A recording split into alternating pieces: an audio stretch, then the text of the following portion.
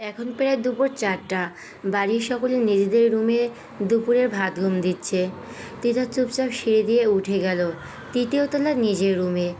Tether রুমটা মাঝখানে, এক পাশে আহিয়ানের রুম, অন্য পাশে আহিয়ার।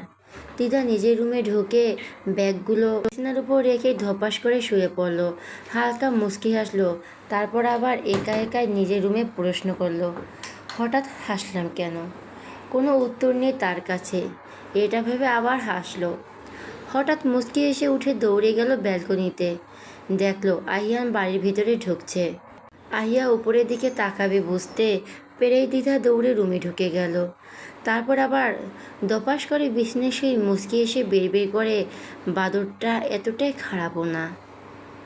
আহিয়ানকে নিয়ে তিধার ছোটবেলার সামান্য কিছু স্মৃতি থাকলেও বড় হওয়ার পর তেমন কোনো আলাদা স্মৃতির টুকরো নেই। তবে আজ হঠাৎ করেই আহিয়ানের সাথে তিধারানীর সুন্দর কিছু মুহূর্ত সৃষ্টি হলো। তিধা আর কিছু না ভেবে বিছানায় উপর হয়ে শুয়ে রইল। মুহূর্তে সারা রাজ্যের ঘুম তার চোখে ভর করল। সন্ধ্যা হয়ে এসেছে। বন্যা মেয়ের রুমে এসেছে, দেখলো তিধা কলেজ ড্রেস পরে বিছানায় ঘুমাচ্ছে। বন্যার আগে মেয়ের পিঠে ঠাস করে থাপ্পড় দিল। বেচারি তিধা ঘুম থেকে লাফিয়ে উঠল। ঘুম ঘুম চোখে মায়ের এই রণচণ্ডী রূপ দেখে বিছানা থেকে নেমে দিল এক দৌড়ে নিচতলায়। কিছুক্ষণের মধ্যে বন্যাও নিচে আসলো। এসে দেখলো তিধারানী দুই পাশে দুই সিপাহী বসিয়ে রেখেছে মায়ের হাতের মায়ের থেকে বাঁচার জন্য। একটু আগে তিধা নিচে নেমে এসে দেখলো ওর পাপা ও বড় পাপা সোফায় বসে চা খাচ্ছেন। তিধা হাঁপাতে হাঁপাতে গিয়ে দুজনের মাঝখানে বসলো। তারপর তানবীরকে বিচার দিতে দিতে বলল, পাপা, মাম্মাম আমায় আবার মেরেছে। তানবীর একটু রাগের অভিনয় করে বলল, এত বড় সাহস, আমার মেয়েকে মেরেছে? আজকে তোমার মাম্মামের এইবারই শেষ দিন। তারপর বন্যা এলো। তিধাকে বলল, কলেজ থেকে কোন দুপুরে ফিরেছিস? এখন ইউনিফর্ম চেঞ্জ করিসনি কেন? কিছুক্ষণের মধ্যে টিউশনি টিচার চলে আসবে। উনি এসে এমন দেখলে কী ভাববেন বলতো? এটা একটা ব্যাড ম্যানার্স, তোকে কতবার শেখাতে হবে? তিধা তানবীরকে চোখের ইশারা দিয়ে বলল তার মাম্মামকে কিছু বলতে। তানবীর একটু ঢোক গিলে বন্যার রাগের চেহারা দিকে তাকালো। তারপর মিনমিনিয়ে বলল, ইয়ে মানে বন্যা, এবারের মতো মেয়েটাকে ক্ষমা করে দাও। কাল থেকে ও আর এমন করবে না বলে তিধার দিকে তাকালো। তিধা তীক্ষ্ণ দৃষ্টিতে পাপার মুখের দিকে তাকিয়ে আছে। তার চোখের ভাষা যেন একটা কথাই বলছে, পাপা, তোমার কি বলার ছিল আর তুমি কি বললে? তারপর আবার তাকালো নিজের বউয়ের মুখের দিকে। বউও কড়া দৃষ্টিতে তানভীরের দিকে তাকিয়ে আছে। বেচারা বউ ও মেয়ের জাতাকলে ফেঁসে গেছে। এতক্ষণে সকল ঘটনা পাশের সোফায় বসে আবির, আহিয়া ও আরিফ খেয়াল করলো। আবির তানভীরকে মুখের দিকে তাকিয়ে হালকা হাসলো। আহিয়ার তীক্ষ্ণ দৃষ্টিতে তাকিয়ে আছে তিধার মুখের দিকে, কিন্তু তিধারানী সেদিকে খেয়ালই নেই। পাপার ইশারা পেয়ে চলে গেল উপরে। মেঘোড়ায় কিচেনে কাজ করছিল। তিধা ও তানবীরকে বকতে বকতে বন্যা ঢুকছে কিচেনে। মেঘ মৃদু হাসলো, তারপর বলল, কী রে মেঘে, তুই সারাদিন এত বকিস কেন? বন্যা, আরে আর বলিস না, কিছুদিন পর উচ্চ মাধ্যমিক পরীক্ষা দেবে। কোথায় বেশি বেশি লেখাপড়া করে সেটার খবর নেই, সারাদিন দুষ্টামি করে বেড়ায়। কলেজ থেকে সেই দুপুরে এসেছে, এখন পর্যন্ত কলেজ ড্রেসটাও চেঞ্জ করেনি। একটু পর টিচার চলে আসবে পড়াতে। তুই বল, এভাবে বাদরামি করলে পরীক্ষা ভালো রেজাল্ট জীবনেও আসবে না। তাছাড়া আগামী 7 দিন এমনিতেই লেখাপড়া বন্ধ। পাশ থেকে রাই বলল, ভাবি, ছোট মানুষ বোঝে না, তুমি এত রাগ করো না তো। বন্যা একটু রাগ নিয়ে বলল, এই তোদের সবার আশকারে মেয়েটা বাদর হচ্ছে। মেঘ মুচকি এসে বন্যার কাঁধে হাত রেখে বলল, এত চিন্তা করিস কেন, আমরা তো সবাই আছি। সকল সময়ের সাথে সাথে আর একটু বড় হলে ওর ভিতরে তোর মতো ম্যাচিওর চিন্তাভাবনা আসবে। বন্যা একটা দীর্ঘশ্বাস ফেলে বলল, তাই যেন হয়। কিছুক্ষণ পর আহিয়া এসে তিধাকে সারা বাড়িতে খুঁজতে থাকলো। মিম জানালো তিদের টিউশনি টিচার এসেছে, সে পড়ছে। আহিয়া আদিবা ও উষাকে সাথে নিয়ে রুমে চলে গেল। মিম গেল রান্নাঘরে। রাত 9টার পর থেকে সবাই বাড়ির রুমে ব্যস্ত। সকালে বের হয়ে সবাই। তিদা আহিনকে নিয়ে লাগেজ গোছাচ্ছিল। আহিয়ার প্ল্যান তারা দুজনে 2টা শাড়িও নিল। ভোরের হালকা আলো ফুটতে খান বাড়িতে শুরু হয়ে গেল এক ভিন্ন রকম তোড়জোড়। রান্নাঘর থেকে ভেসে আসা ভাজা পরোটার গন্ধ আর একেই পর এক দরজা খোলার আওয়াজে পুরো বাড়ি যেন এক উৎসবের আমেজে ভরে উঠল। আজ সকাল 8টার মধ্যে সবাইকে রওনা দিতে হবে সাজেকের উদ্দেশ্যে, তাই সকাল থেকে সবাই ব্যস্ত। মালিয়া খান রান্নাঘরে দাঁড়িয়ে সবাইকে ডাকছে নাস্তার জন্য। তার একটাই কথা, এত দূরের পথ কেউ যেন না খেয়ে বের না হয়। আহিয়া বারবার লাগেজ খুলে চেক করছে যেন কিছু বাদ না যায়। তানবীর, আবির, আহিয়া, আরিফ ও আদি ইতিমধ্যে গাড়ির পাশে দাঁড়িয়ে ড্রাইভার গাড়ি পরিষ্কার করছে। ওরা কেউ কেউ লক্ষ্য করছিল সব ঠিক আছে কি না। আবার কেউ কেউ আত্মীয় স্বজনকে ফোন দিচ্ছে যাদের যাওয়ার কথা। আহিয়ার ডাকে ওরা ভেতরে গেল নাস্তা খেতে। গিয়ে দেখলো অলরেডি মেয়েদের খাওয়া শেষ। ওরা সবাই রেডি হতে গেছে। শিশুরা রেডি হয়ে দৌড়াদৌড়ি করছে। পুরুষরা নাস্তা খেতে বসলো। আলী আহমেদ খান ওদেরকে বারবার সাবধানে যেতে বলছে। মোজাম্মেল খান তানবীরকে বলছে সবার খেয়াল রাখতে। ইকবাল খান আদিকে বলছে আদিবা ও উষাকে যেন নজরে নজরে রাখা হয়। তাদের 3 ভাইয়ের একটাই চিন্তা, সবাই যেন সুস্থ মতো ফিরে আসে। আহিয়ান মুচকি হেসে বলল, যাক আমি বেঁচে গিয়েছি, আমার কাছে কোনো দায়িত্ব নেই। পাশ থেকে আলী আহমেদ খান আহিয়ার কান ধরে বলল, তোমার কাছে সবচেয়ে বড় কঠিন দায়িত্ব দিব। তুমি আমার তিদারানীকে সামলাবে। ও যে চঞ্চল মেয়ে, তানবীর বন্যা ওকে ওর খেয়াল রাখতে পারবে না। দেখা যাবে পুরো পুরনো বন্ধু বান্ধবের সাথে কথা বলছে আর তিদা অন্য কোথাও হারিয়ে গেছে। পাশ থেকে মোজাম্মেল খান বলল, ভাইজান ঠিক বলছেন, সেখানে গিয়ে বোনদের খেয়াল রেখো। আহিয়া, তিধা, আদিবা ও উষা কারো যেন কোনো ক্ষতি না হয়। ইকবাল খান হেসে আহিয়ানের দিকে তাকিয়ে বলল, 4 বোনের এক বড় ভাই হয়েছিস, তোর উপর আরও বড় দায়িত্ব। আহিয়ান খেতে খেতে বেরিয়ে বলল, এই বাড়িতে কথা বললেও বিপদ। এদিকে সবাই রেডি হতে ব্যস্ত। নিচতলা থেকে সবার তাড়া পেয়ে একে একে সবাই ড্রয়িং রুমে এসে জড়ো হয়েছে। বন্যা, মেঘ, রায় ও মিম এসে দেখল রাকিব, রিয়া, রাসেল ও তার ওয়াইফ, রিহান, আসিফ, জান্নাত, জুই, আইরিন ও তার হাজব্যান্ড মাইশা, তার হাজব্যান্ড ও ছেলে মৃদুল, সাকিব, শিমু ও তাদের মেয়ে সবাই এসে গেছে। আইরিন, জান্নাত, রিয়া ও মাইশা তো মেঘকে খুশিতে জড়িয়ে ধরেছে। সেই আদির বিয়েতে সবাই একসাথে দেখা হয়েছিল, তারপর আর দেখা হয়নি। জুই এসে ছুটলো আহিয়া ও তিধার কাছে। ড্রয়িং রুমের এক কোণে রিহান, মৃদুল ও আহিয়ান কথা বলছে। রিহান আহিয়ানকে জিজ্ঞেস করলো, কিরে, কালকের ঘটনা নিয়ে কি বাড়িতে কিছু হয়েছিল? আহিয়ান বলল, না, বাড়িতে কেউ কিছু জানে না। মৃদুল আহিয়ানের কাঁধে চাপড় দিয়ে বলল, তবে মামা, কালকের সিনেমাটা কিন্তু জোর ছিল। আহিয়ান ভুরু কুঁচকে বলল, কোনটা?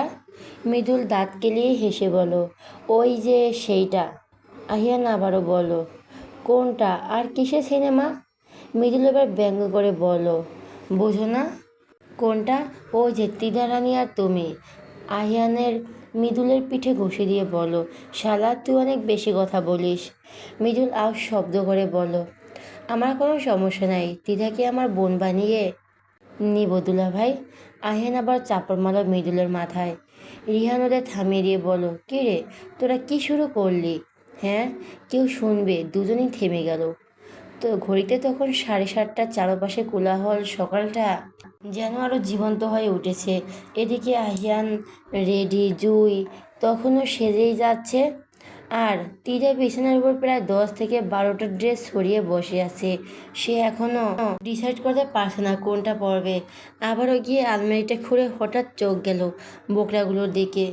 গর্জিয়াস 5টা বোকরাই, অসম্ভব সুন্দর। তিধা একে একে 5টা প্যাকেট খুলল। তারপর কিছু একটা ভেবে মুচকে এসে একটা পিত কালারের গর্জিয়াস বোকরা পরে সুন্দর করে হিজাব বাঁধলো। আহিয়া, তিধা ও জুইকে ডাকতে এসে দেখলো তিধা বোকরা পরে হিজাব বেঁধেছে। আহিয়া একটু অবাক হয়ে বলল, আরে তিধা রানী, মাশাআল্লাহ, তোকে তো অনেক সুন্দর লাগছে। তিধা একটু লাজুক হাসলো। আবার কেন কেউ কেউ সকালে পাহাড়ের ভেতরে হাঁটাহাঁটি শুরু করেছে এমন সুন্দর এক ভোরে। সকলে জেগে উঠেছে মোটামুটি সূর্যোদয় ও মেঘরাশি দেখার জন্য। তিদা তো ঘুম থেকে উঠে ছুটে গেল কটেজের খোলা বারান্দায়। সেদিকে দেখলো অলরেডি আহিয়া দাঁড়িয়ে আছে। তিদা একটু অভিমানী কণ্ঠে বলল, আপু, আমি কিন্তু তোমার উপর খুব রাগ করছি।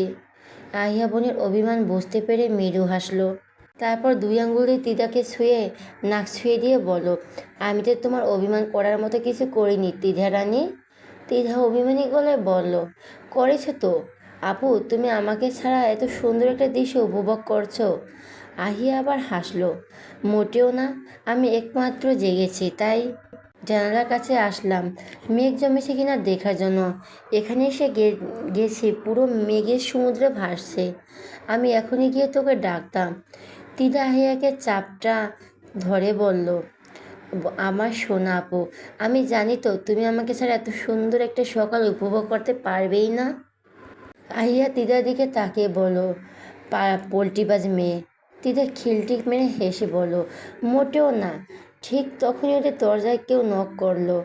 আহিয়া ছুটে গিয়ে দরজা খুলে দেখলো জুই আর মিতু দাঁড়িয়ে আছে। আহিয়া তাদের ভিতরে আসতে বললে তিদার মুখে জুইয়ের কথা আহিয়ার আগেও শুনেছে। জুই তিদার বান্ধবী, তাছাড়া আহিয়ার সাথে জুইয়ের ছোটবেলা কয়েকবার দেখা হয়েছে। জুই আরিফের ভাতিজি ও রাকিবের ভাগ্নে। ছোটবেলা থেকেই সেই সূত্রে জুইয়ের খান বাড়িতে আসা যাওয়ায় আসছিল। কিন্তু মিতু, আহিয়া, তিধা, জুই সবার কাছে নতুন। তবুও গত একদিনে পরিচয় ওদের সম্পর্কটা জমে উঠেছে। মিতু ছুটে এসে বলল, দেখেছো আহিয়া, আজকে সকালটা সত্যি অন্যরকম। আমাদের রুম থেকে মেঘ ভাসছে, দেখা গেল সূর্যটা এটা স্পষ্ট দেখা যাচ্ছে না, তাই চলে এলাম তোমাদের রুমে একসাথে সূর্যোদয় দেখবো বলে। আহিয়া হেসে বলল, ঠিক করেছো, একদম ঠিক। তখনই বারান্দা থেকে তিধার চিৎকার ভেসে আসলো, আহিয়া আপু, বাইরে আসো, দেখো বাইরে কত সুন্দর সাদা মেঘ। ওর ডাক শুনে সবাই কটেজের খোলা বারান্দার দিকে গেল। ওদিকে রিহান, আহিয়ান ও মৃদুল সকাল সকাল বের হয়ে গেছে কটেজের বাইরে। মেঘ, রিয়া, মাইশা বারবার করে বলছে নাস্তা করে যেতে, কিন্তু ওরা সকাল সকাল পাহাড়িদের ঐতিহ্যবাহী বাজারে যাবে এবং তারা ফলমূল কিনে নিয়ে আসবে এবং পাহাড়িদের চা এবং ঐতিহ্যবাহী খাবার নিয়ে সকালে নাস্তা করবে। বড় সদস্যদের একসাথে জড়ো হয়ে রিসোর্টের ভিউ পয়েন্টে, সেখান থেকে সাজেকের সকালটা অন্যরকম দেখা যায়। পাহাড়ে ভেসে আসা স্পষ্ট দেখা যায় এবং আরও দেখা যায় সকালের সূর্যোদয় এবং বিকেলের সূর্যাস্ত। যেহেতু পুরো রিসোর্টটা আবেশে শুধু ওদের জন্য বুকিং দিয়েছে, তাই ওরা আর কেউ নেই। বাইরে থেকে একটা চামচা ছেলে এসে বলল, আপনারা এখান থেকে সূর্যোদয় এনজয় করুন, আমরা আপনার সকালের নাস্তা এখানে দেওয়ার ব্যবস্থা করছি। এই কথা শুনে মেঘ, বন্যা, আবির, তানবীর, তামিল, মিনহাজ, রাকিব, রাসেল সহ সকলেই খুশি হলো। মেঘ বলল, নাস্তার সময় হয়েছে, আমি মেয়েদেরকে কটেজ থেকে ডেকে নিয়ে আসি। আরে, মৃদু হেসে বলল, চলো, আমিও যাচ্ছি। তারপর মেঘের হাত ধরে হাঁটা শুরু করলো কটেজের উদ্দেশ্যে। তানবীর বন্যাকে জিজ্ঞাসা করলো, মেয়ে কই, দিদা এখনো কটেজে? তানবীর বন্যাকে বলল, তুমি এখানে থাকো, আমি মেয়েদের ডেকে নিয়ে আসি। তখনই তানবীর আশেপাশে খেয়াল করে দেখল আবির ও মেঘকে দেখতে পাচ্ছে না। না, পকেট থেকে ফোন বের করলো, কল লাগালো আবৃত্তি। তারপর আবিরে থেকে শুনতে পেল আবির ও মেঘ মেয়েদের ডাকতে গেছে। তানভীর রাত জেগে হবে না, তাই বন্যার পাশে এসে বসে বন্যার হাতটা আলতো ধরে আছে। বলল, সবাই একসাথে এসে ভালোই লাগছে বলো। বন্যা মৃদু হেসে বলো, আবির ভাইয়া হঠাৎ প্ল্যান না করলে তো আশাই হতো না। আমি আপনাকে কোথাও যেতে বলে তো শুধু কাজের দোহাই দেন। তানবীর মৃদু হেসে তারপর বলল, কি করব বলো। এক সময় যখন রাজনীতি করতাম তখন ইচ্ছে হলেই সব কাজ ফেলে বাড়িতে চলে আসতে পারতাম। এখন তো চাইলে ছুটি নিতে পারি না। তাছাড়া সারা বছর ছুটি কাটাতাম, তাহলে তো এত ছুটি আজকে পেতাম না। ঠিক তখনই কেউ এসে বলল, ব্রেকফাস্ট দেওয়া হয়েছে। পেছনে তাকিয়ে দেখলো আবির, মেঘ মেজে নিয়ে নিচে চলে গেছে। তারপর সকলে একসাথে সকালের খাবারে নাস্তা করলো। সকাল যখন 11টা, তখন সকলে রুইল গ্রামে যাওয়ার জন্য প্রস্তুতি হচ্ছে। এই গ্রামে পাহাড়ের সবচেয়ে উঁচু গ্রাম। এই গ্রামে গেলে পাহাড়িদের জীবনধারা এবং কুট্টি ঘর একসাথে দেখা যাবে। তিদা ও আহিয়া নীল কালারের একই গাউন পরেছে। তিধার গাউনের সাথে ম্যাচিং করে গর্জিয়াস একটা হিজাব বাঁধলো আহিয়ার বাঁধনে, কিন্তু তার হিজাব লাগেজের কোথাও খুঁজে পাওয়া যাচ্ছে না। হঠাৎ করে তিদা পুরো রেডি হয়ে আহিয়া বলল, মাম্মাম, লাগেজ থেকে আমার হিজাবটা এনে দিবে প্লিজ? তিধা বলল, এক্ষুনি দিচ্ছি আপু, তুমি দাঁড়াও, আমি যাবো আর আসবো। ছুটলো বাইরে। আমার কোমরটা এবার গেল, শেষ হয়ে গেল। চোখ ভিজে নিল কয়েক সেকেন্ডে, পর দেখলো তার দেহটা ঝুলছে। হঠাৎ কানে ভেসে আসবে তার হাঁটা ছাড়া ডিকশনারিতে কি হোঁচট করা ছাড়া আর কিচ্ছু নেই। গম্ভীর পুরুষিলা কণ্ঠে কানে আসতে তিদা হক চকিয়ে গেল। পিটপিট করে ডাবল ডাবল আখির পল্লব মিলে তাকালো, দেখলো সে আহিয়ার ভাইয়ের হাতে ঝুলে আছে। আহিয়ার চোখে চোখ পড়তেই বুকের ভেতরটা কেমন বুক করে উঠল। এক মুহূর্তে তিদার মনে হলো বুকের ভেতর ধুকপুক শব্দটা বাইরেও শোনা যাচ্ছে। তিদা খানিকটা ধমকে গেল। বুকের ভিতর ধুকপুক শব্দটা কি তাহলে আহিয়ান ভাইও শুনতে পাচ্ছে? ঠিক তখনই ভেসে আসলো আহিয়ানের মৃদুকণ্ঠ, শুনতে পাচ্ছি না, তবে অনুভব করতে পারছি। আহিনের কথায় তিদার ঘোর কাটল। মা, এই লোক দেখছি মনের কথা শুনতে পায়। আহিয়ান ভাই আবার তিদার চোখে চোখ রেখে মজা করে বলল, মনের কথাগুলো এত জোরে জোরে বললে আমি কোনো স্বপ্নে কি শুনতে পাবো? তিদা আবার জোরেই বলল, আমাকে সোজা করে দাঁড় করুন। আহিয়ার লোকে সোজা করে দাঁড় করিয়ে দিল। তারপর বলল, এভাবে দৌড়াদৌড়ি করলে এই সাজেকের পাহাড়ে তুই আটকা যাবি, তাই বলছি সাবধানে চলাফেরা কর। তিদা ওসব কথা পাত্তা না দিয়ে আহিয়ানকে বলল, আহিয়ান ভাই। আহিয়ান অন্যদিকে তাকে জবাব দিল, হুম। তিধা, নীল গাউনটা পরে আমাকে কেমন লাগছে? আহিয়ান এক নজর তাকালো তিদার পা থেকে মাথা অবধি, দেখে বলেন, ঠিকঠাক বলে নিজের রুমের দিকে পা বাড়ালো। এদিকে এমন উত্তর শুনে তিধার মেজাজ গেল চটে। একে একে বিড়বিড় করতে লাগলো, রক্তচোষা বাদর একটা, জীবনে ভালো জিনিসকে খুব ভালো বলতে জানে না। তিদার ছোট থেকে এই অভ্যাস, কোনো ড্রয়িং করলে বা নতুন ড্রেস পরলে ছুটে যেত ভাইদের রুমে। আহিয়াকে দেখে তো আর জিজ্ঞাসা করতো কেমন হয়েছে, কিন্তু আহিয়ান মুখ থেকে তিদা সব সময় বাঁকাটাই উত্তর পেয়েছে। কখনো বা আহিনের হাতে থাপড় খেয়ে কাঁদতে কাঁদতে চলে এসেছে। হঠাৎ আহিয়ান কথা মনে হতে সব চিন্তা ভাবনা ফেলে দৌড় দিল হিজাব আনতে। প্রায় 10 মিনিট পর রিহানের দরজায় কারো টোকা পড়তে রিহান গিয়ে দরজা খুলল। দেখলো দরজার বাইরে আবির ও মেঘ দাঁড়িয়ে আছে। রিহান দরজার সামনে থেকে সরিয়ে গিয়ে বলল, ভেতরে আসেন আঙ্কেল আন্টি। ওরা ভেতরে ঢুকতে দেখলো আহিয়ান কপালের উপর এক হাত রেখে শুয়ে আছে। মেঘ এগিয়ে গিয়ে পাশে বসলো। আহিয়ানকে আদুরে স্বরে বলল, তুমি কি অসুস্থ আহিয়ান? আহিয়ান মায়ের কণ্ঠ পেয়ে কপাল থেকে হাত সরিয়ে তাকালো। তেমন কিছু না মাম্মা, একটু মাথাটা ব্যথা করছে। মেঘ আবিরের দিকে তাকিয়ে বলল, আহিয়ান আব্বু, আপনি বরং সবাইকে নিয়ে একটু ঘুরে আসুন, সবাই রেডি হয়ে বসে আছে, আমি আহিনের কাছে আছি। এই কথা শুনে আবির জবাব দিল, তুমি একা কেন থাকবে, আমিও আছি। আমি তানবীর ও রাকিবকে বলতেছি সবাইকে নিয়ে ঘুরে আসবে। আহিয়ান বাবা মার কথা শুনে উঠে বসলো, বলল, আমার তেমন কিছু হয়নি, শুধু মাথাটা একটু ধরেছে, মেডিসিন নিলে ঠিক হয়ে যাবে, তোমরা দুজনেই যাও। মেঘ এতক্ষণে ছেলের মাথায় হাত বুলিয়ে দিচ্ছে, উদ্বিগ্ন কণ্ঠে বলল, এখানে মেডিসিন কোথায় পাবি তুই? আমি তোর পাপাকে নিয়ে আনিয়ে দিচ্ছি। আহিয়ান মেয়েদের হাত ধরে বলল, না মাম্মা, আমি কটেজে ফেরার সময় মেডিসিন নিয়ে এসেছি। আবির চিন্তিত কণ্ঠে ছেলেকে জিজ্ঞেস করলো, তোমার কি আর কিছু লাগবে? আমি এনে দিব। না পাপা, তোমরা তো চিন্তা করিও না, তো তোমরা যাও, মেডিসিন খেয়ে কিছুক্ষণ ঘুমালে ঠিক হয়ে যাব। আরে, কথা শুনে আবির ও মেঘ দুজনেই বেরিয়ে এলো। আর বলে এলো কিছু প্রয়োজন হলে যেন আবিরকে কল দেয়।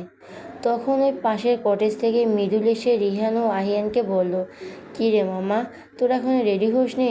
ওদিকে তো সবাই রেডি হয়ে বেরিয়ে পড়েছে। তারপর মৃদুল আবারও ভাত নিয়ে বলল, আমাকে কেমন লাগছে? 2-4টা মেয়েকে ক্রাশ খাবে? রিয়ান দাঁত কেলিয়ে বলল, ক্রাশ খাবে কি না জানি না, কিন্তু হাসতে হাসতে উষ্টা খেতে পারে। সেটা জানি। মৃদুল ছুটে এসে রায়হানের কাঁধে দুই একটা থাপ্পড় দিল। রিহান মৃদু চিৎকার দিল। ওদিকে আহিয়ান মাথা ব্যথায় অসহ্য হয়ে দুজনকে বলল, এই তোরা লাইট অফ কর তো, রুম থেকে বের হয়ে যা। আহিয়ানের ধমক শুনে দুজনেই চুপচাপ মৃদুল মধুরের স্বরে বলল, তোরা এখন রেডি হোসনি, তোরা যাবি না? আহিয়ান বলল, না আমি যাব না, তোরা যা যা। পাশ থেকে রিহান বলল, আহিনকে অসুস্থ রেখে আমিও যাব না। এবার মৃদুল বলল, তাহলে আর কি? তোরা না গেলে আমিও না। আরিয়ান বন্ধুদের কথা বুঝতে পেরে মৃদুস্বরে বলল, তোরা যা, আমার জন্য নিজেদের আনন্দটা নষ্ট করিস না। তাছাড়া আমি কিছুক্ষণ ঘুমাতে চাই। কিছুক্ষণ ঘুমালে সব কিছু ঠিক হয়ে যাবে, তারপর তোরা আসলে একসাথে আড্ডা দেবো।